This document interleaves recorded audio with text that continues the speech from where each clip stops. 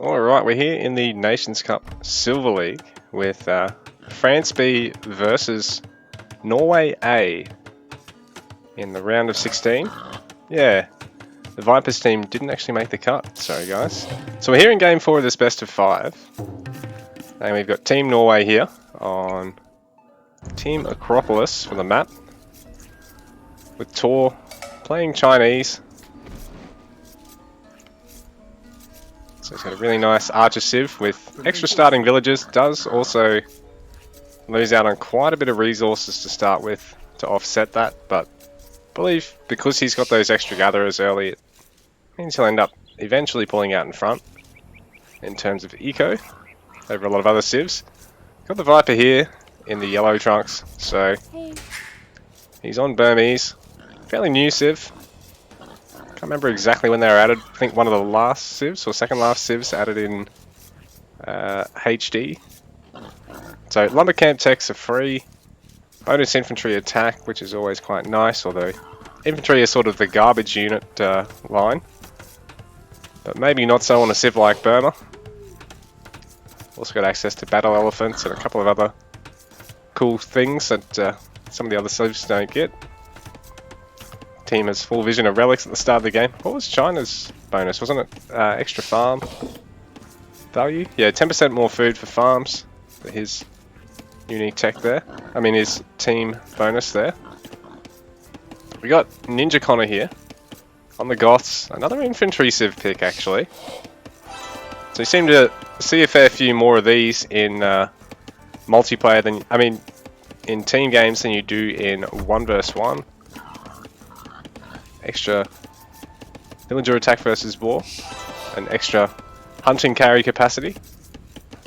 Might actually mean you've got to micro the villagers a little bit better early on, because even on regular civs you often have to make sure you're hitting a constant 50 food to produce the next villager.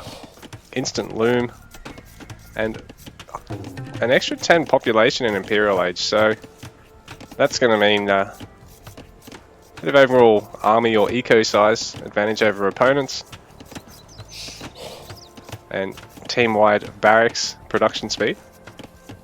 And we've got Kong over here playing on the right flank for Team Norway. So Tatars and Cav Archer Civ, bit of a odd one out here, considering you've got 2 infantry picks and a more general archer bonus with the Chinese. In fact, it's really only Chuko New and Scorpions that actually benefit from anything in terms of combat value for China. But Tatars, extra food out of the herdables. Start with a couple of extra sheep. Actually no, not start with, but you do get them from Castle Age onwards. Takes advantage of this elevation around the player's bases whenever you're fighting defensively though, so he's going to get a nice little damage boost there and access to a couple of archer techs for free. Team-wide Cav Archer boost. You know, I normally hate maps like this because they're so totally in 1v1 compared to regular maps, but team games, it actually gives you the time to go through everything before people start laming the boar on both sides of the map and fighting over a lot. PLP going for a lumber camp down on the low ground, which is an interesting decision, but it's going to mean he can sit on that for a lot longer and not worry about having to constantly replace lumber camps. Considering around his base, he hasn't got particularly thick clumps of trees here, so once he sort of works through that wood line, he's going to have to replace his wall off and also look at reshuffling his lumber camps, well, reshuffling his wood gatherers and adding more lumber camps. But anyway, getting back to our players over here, the team France B. So we've got Lightly here on the wing, on the left flank. So playing Vietnamese, nice archer line civ, as well as access to their own archer unique unit, and have battle alleys, improved skirmishers for the whole team, with the Imperial skirmisher upgrade in the late game, so that'll be nice for them. Archery range units in general getting extra HP, and eco upgrades not costing wood. Quite nice for the Vietnamese and for the teammates. Up beside in here, one of our pocket picks is the Cumans, with the ability to go for a second town centre in feudal age, so I can imagine he's going to want to do that because you can get a nice advantage of about 15 villages over everyone else, and then set yourself up for a really fast-paced castle age while everyone else is looking to double down on macroing and trying to boom up. So Le Poseidon's actually already going for that town centre on the low ground, and again, you know, gives him access to a lot more of a real wood line rather than one that's going to constantly have to be replaced. Like over here, he's already going to have to try and wall off around this quite delicately, and then also these gatherers are going to eventually have to move to another clump of trees. So Kong actually putting a fair bit of effort into walling himself in. Ninja Connor, the Viper, and Tor all following suit. Le Poseidon, Cumans access the Kipchak archers. Palisades are stronger for the whole team. It'd be quite handy. Low ground stables here for PLP, so he'll be able to start shooting out a couple of scout cav, while Kedax, his teammate, really forward archery range position there. So PLP, he's gone for Kemmer, so a bit more flexibility with his age ups because he doesn't necessarily have to have, you know, a blacksmith out to, well, he doesn't have to have a barracks to get the stables, doesn't have to have a blacksmith or market to go to Castle Age, doesn't have to have a monastery or a university to go to Imperial. You know, just things like that. Saves him a bit of resources. Gets him going a little bit quicker than the other civs, so to speak. So lightly, also forward building over here. We'll start pushing out with some archers. And Kedax just massing up some archers. PLP leaving a scout there just to a bit of extra line of sight. He'll no doubt want to patrol along with the archers so that they can get the most vision, keep them safe. Ballista Ellies is the unique unit, and Scorpion bonus range for the team bonus. So you've got Tor actually trying to put a bit of pressure here on Lightly, who, because he's building on the low ground and hasn't walled himself in, is actually under a bit of pressure from only 3 or 4 scout cav. So he's going to have to try and take a fight with his villagers, or just garrison them until they bugger off. You can drop the villager there. So our last player to evaluate the civs is Kedax over here in the blue on the right flank for Team France. So a nice defensive civ with extra building health, really cheap trash units and camels. The fire ships bonus, I don't think that's going to be... Oh, I was going to say it's not going to be useful, but in fact he's actually taking the water. I haven't really seen this done on Team Acropolis yet. Players are generally walling themselves in quite defensively here, like Team Norway are doing at the moment. PLP having found a gap in the wall off somewhere, and now he's forcing Tor in particular to have to try and wall in all of his woodline villages.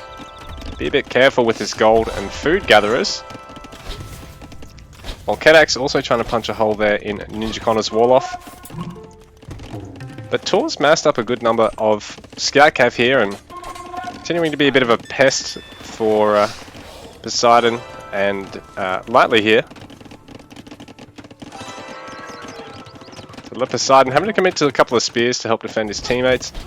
Already seeing Ninja Connor hit Castle Age, so he's been able to sit back and boom up while tech up, sorry, while his teammates are trying to put the pressure on and trying to defend a bit. Kong fielding a nice archer ball there. Kedax also going to have his team monk heal speed and have access to those cataphracts. Got a nice area damage. But Lightly's managed to fit in here with PLP's cav. Castle Age there for the Viper now as well, so 2 players in Castle Age here for Team Norway, but they're having to play a little on the back foot. Viper getting a defensive castle there to protect his stone. Also, you know, being able to leave a passage without having to invest in a gate, but also have the area quite defended. Going to go for a second town centre as well. We've got a lot of forward building here from Kedax. Doesn't give a fuck. Well, I suppose he actually does give a fuck about his little water boom he's got here, considering he's able to start producing those fishing boats before anyone other than Poseidon can start cramming out some villages. So overall he's going to be second in terms of the eco size.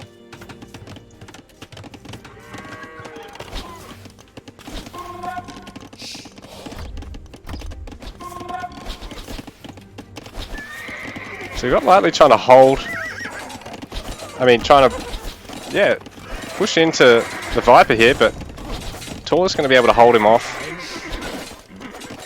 A lot of scout cav there. A few of them are going to go down though. PLP. Going to try and hit the right flank. Try and attack Kong, or even try and deny Ninja Connor's attempt at a town centre here. He's already got another one. The Viper going to go for a town centre alongside Ninja Connors. It looks like PLP is going to be able to deny this town centre from going up.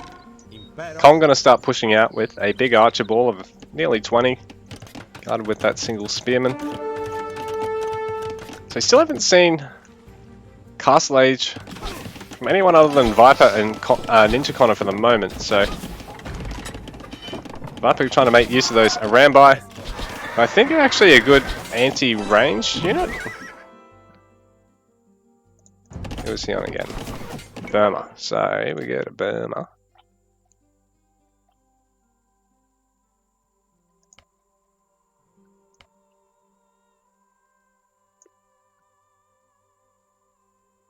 Actually weak versus archers. Do they slightly outrange? No, they got the same range.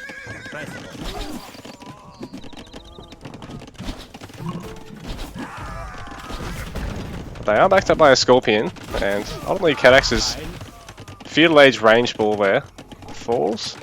The Poseidon hitting Castle Age, and so does PLP. Or Kong.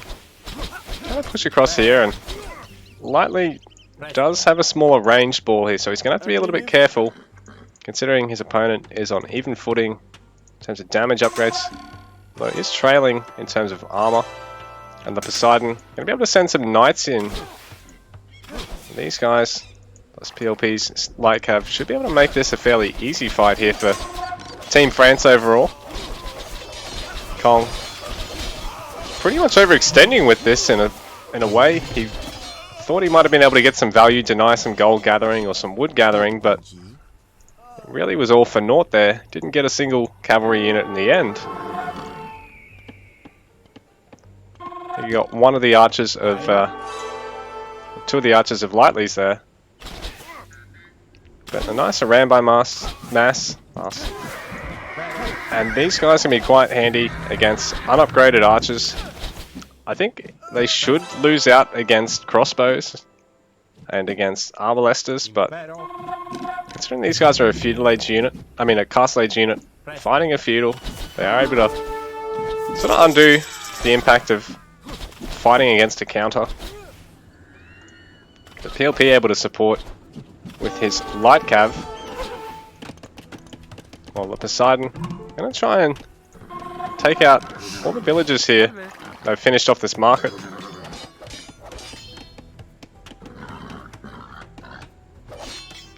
So Tor probably could have had these guys evacuate a little bit quicker there, I think. Although he sort of used it as a bait, because I don't think he ends up losing any villagers either. It's just that he's not really gathering with any of them at the moment.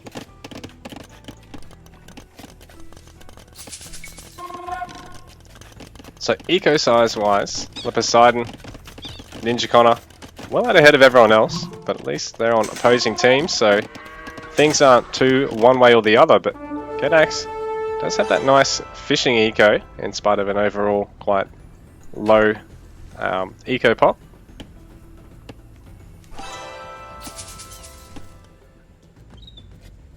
military sizes look to be favouring Team France overall, considering Ninja Connor hasn't really committed to any military just yet. He has got a workshop, so he has been making a couple of Scorpions, but so far that's really all we've seen from him. DLP going to start walling off the corner of the map. So Team France really looking to try and strangle Team Norway out of any low ground map control here. They've already got the water unopposed, starting to really lock off all this resources on the side, and having this base sitting over here makes it quite easy to expand to locking down these gold mines on the left side of the map. They can deny Team Norway from that and deny them from a proper format trade line. It'd be quite disastrous for Team Norway.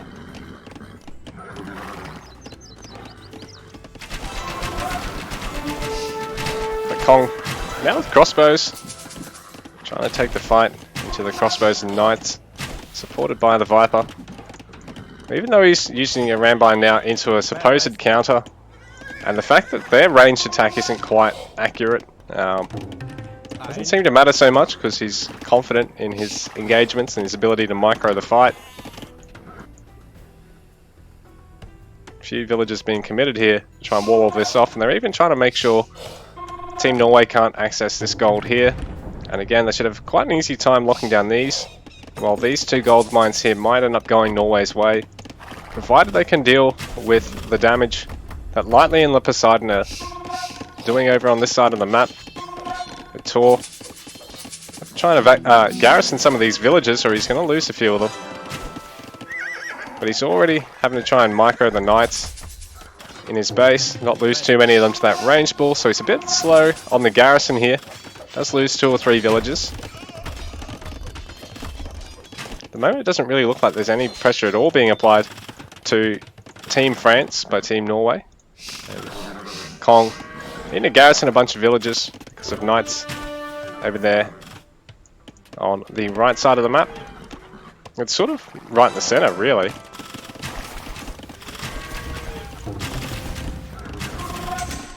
But Lightly making sure he can get all the damage done he can here. Even just if it's focusing down farms, these are squishier than houses. Just making sure he's got an exit route here, because that's a lot of knights now for Tor, so he might actually be able to overwhelm this force from Team France. Tor also having to try and cover over here. Oh, sorry, Kong having to try and cover over here with his scout cav, because cav archers, because there's quite a bit of a push going on here with a lot of archers and a number of knights from Le Poseidon and from Kedax. Kong, a bit tentative to take an engagement here, doesn't want to force anything, wants to try and lure the knights in range of that castle, and at least get as much damage off before the fight goes down as possible. Ninja Connor going to be very careful, these gold gatherers under a lot of threat here. So you're going to start getting some pikes to help guard the crossbows, but these guys not going to be all that great against the opposing crossbows. And we've now got some mangonels and more cav archers in the mix. Tor having to now finally clean up that attack from Lightly. Tor and Kong struggling the most with overall worker count at the moment. This town centre, all these villages constantly having a garrison or risk being picked off. I don't think Kong's got a second town centre yet in the third town centre yet in the mix. A lot of knights there from Le Poseidon. He's eager to try and force his opponents to have to engage him under this town centre. Keep those villages garrisoned as long as possible. Try and commit to more town centres or castles around here. Mangonel's going to be deadly for these crossbowmen to stick around against, so they're going to retreat for now. But other than a couple of cav archers hiding over the back here, there's not really any chance for some pressure relief here for Team Norway. So Team France again, really smothering them, cutting off control of any of these resources and any ability to try and raid through here. While over this side, Le Poseidon's even outposted all of this, so he's well aware of any attempts by his opponents to establish a market line or take these peripheral gold mines. He's also got his Cavalier upgrade. Good number of halbs here for Team Norway though, so Ninja Connor will be able to really take out a lot of these Knights of PLPs. Taking an engagement he probably shouldn't have there.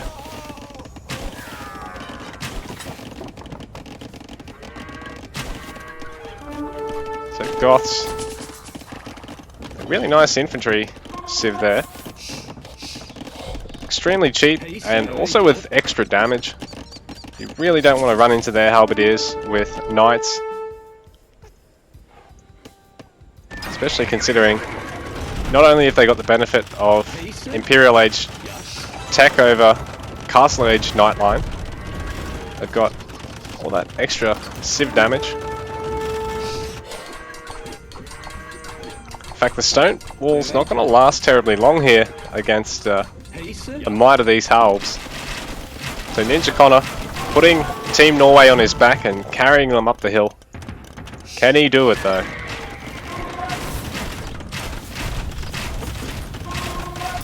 Viper also getting a good number of Arambai.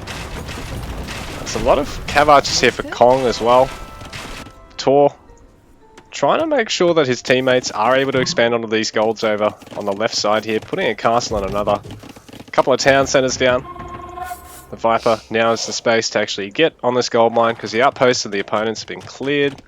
And he and the Viper are going to actually start trying to harass. At the same time, it's up to Connor and Kong to try and defend here against Le Poseidon and Kedax in particular.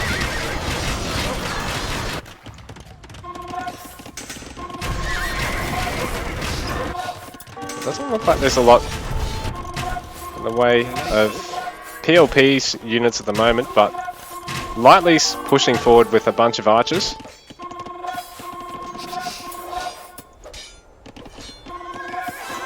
Tor and Viper able to pick off some workers there of Le Poseidon's in the meanwhile. And here we go, PLP now backing up his teammates and really starting to gain some ground up the middle of the map here against Team Norway. But that's a good number of halves for Ninja Connor, so Le Poseidon having to try and disengage and get these Arbalesters to pick off a good number of them before he can really commit to the fight and be the tank that his teammates need him to be here.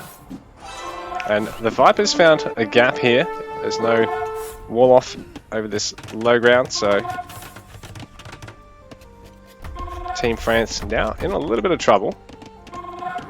Tor also having some knights over the back here, and Ninja Connor's now made his way through that wall off, and Poseidon's got a paladin out there in the middle of nowhere, but it's been quite rough for Kedax if he loses a lot of villagers here, considering he's just really committed to fighting in the center of the map here. Got a good number of Arbalesters out though. And Ninja Connor, these halberdiers are saving the day with all their bonus damage and the extra cost reduction, well, the cost reduction that Goths get with them, so he's really able to mass those up, take some very cost-effective fights, force the Poseidon to now have to be more active around the map, but with his paladins he's able to cut through buildings even quite quickly, so Team Norway gonna have to be quite careful on this left flank. Arambai being a pest here for PLP now. So the Viper trying to harass his opponents while he and his teammates are trying to stop this onslaught in the center of the map. In fact, Ninja Connor has got a couple of treads, so he should be able to take out all the production facilities here quickly and deny any castles going up. Kedax deleting all of his fishing boats because it looks like he's got pretty much all the fish except for a single school of shore fish there.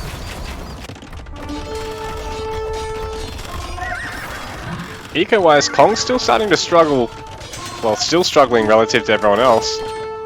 So I think really being punished for having all these central town centers has really hurt him, especially considering Arbalesters can actually fire over the wood line here. So he's still trailing everyone else by about 20 villager pop at the least. Well, PLP pretty much finished his economic production. The Poseidon will be pretty much there as well. Tor trying to wall off this left side as best he can, because Team Norway is going to need to hold on to this gold. It looks like they really only secured the one patch of gold. And that one's still a little bit exposed. Got Kong Feather still in the mix here. Even though he's behind on eco, he's still got that army of Cav Archers and now taking out some of Le Poseidon's villagers. So it'd be good if he can deny him the opportunity to get to an easy 120 to 140 villager pop. PLP tending to push through, but the Cav Archers, I think there should be enough of them. No. Well, Listerelli's here for PLP as well, so these should be able to take out buildings and groups of units pretty quickly. The Poseidon trying to go for a forward castle here, but he's only got a fairly limited number of villages. And it looks like Tor and Ninja Connor, also backed up by the Viper, should be able to prevent the castle from going up at the moment. So really nice save there, but Ninja Connor also playing a bit gutsy with this trebuchet. He hasn't got it sitting parked back here safely for the moment. Canax now harassing. The Viper seems to pretty much be out of harassing units over here now. But he's also got this stables placed in the middle of nowhere. I wonder what's up with that.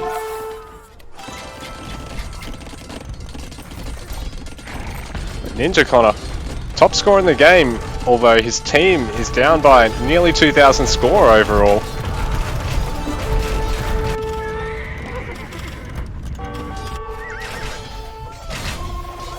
These Arbalesters from Canax forcing out to garrison a lot. He's going to have to rely on his teammates to support him because he can't really just bum rush them with his halberdiers. They're much better suited off trying to force engagements against knights and just attacking exposed structures and eco units of the opponents. He's still only on crossbowmen. Does he not have access to Arbalesters? Poseidon down here supporting Kedax. Should be able to cut through villages even faster with those paladins. Again, Team Norway is really quite stuffed for gold. Like, they need to get on these gold patches, otherwise all they'll be making for the rest of the game is trash. Well, there's no shortage of gold income for Team France, considering they've got possession of all this over here. And even some of the gold over on this side of the map.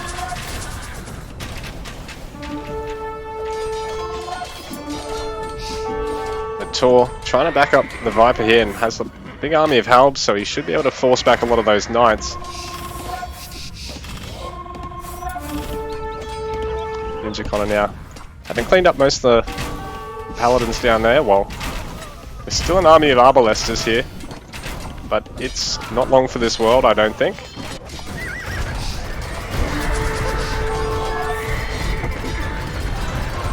There's Ballisterelli's taking out the trebuchet there.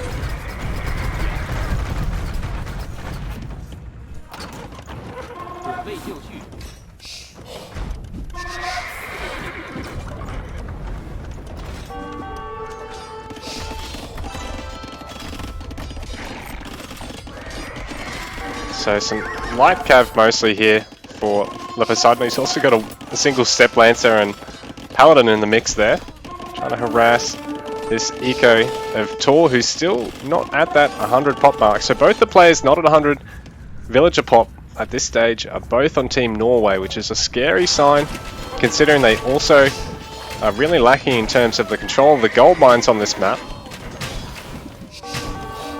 Whereas everyone on Team France right now is 125 pop plus, so they're pretty much sorted in terms of their eco at this point, and all they've got to do is just keep gaining ground little by little. So Team Norway having to do quite a bit of trading to one another. Let's start up this market line now.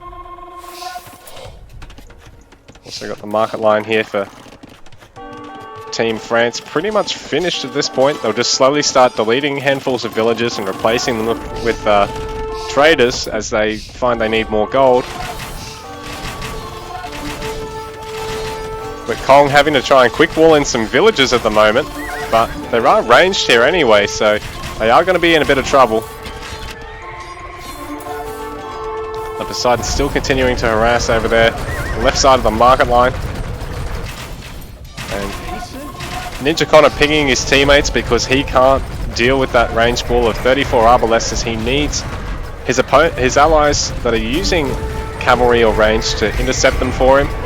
But at the same time, he's trying to pour all of his efforts into streaming all of his halberdiers forward to support the Rambai here from the Viper, who seem to be doing a good job against these ballista rallies, but the Viper tapping out there.